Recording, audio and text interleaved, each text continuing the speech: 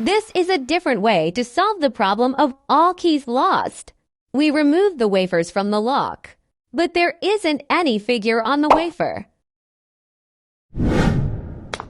We used 2m2tank CNC key cutting machine to solve this problem.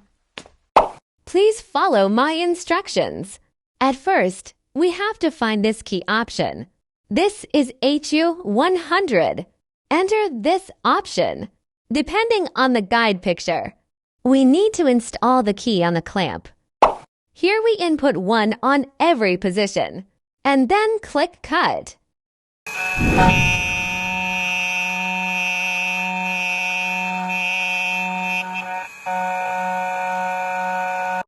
Key bitting of every position is 1, and then we insert this key into the lock cylinder.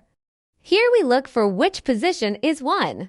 Please watch carefully. The last wafer is not protruding. Here the bitting is 1. And then we use key bittings too. Same way. Insert it into the lock, and then watch the wafers again. Same way. We'll look for the wafers that are not protruding. These 3 positions are 2. And then we use the key that bitting is 3. Same way, insert it into the lock.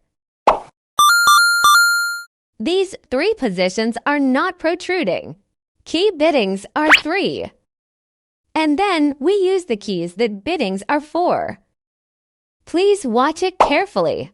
The position that's not protruding is 4. Finally, we input 3, 2, 3, 2, 3, 2, 4, 1, and cut the key.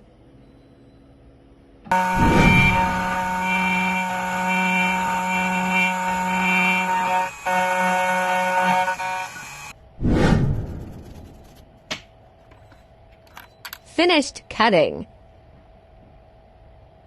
Trying to turn the lock. Perfect.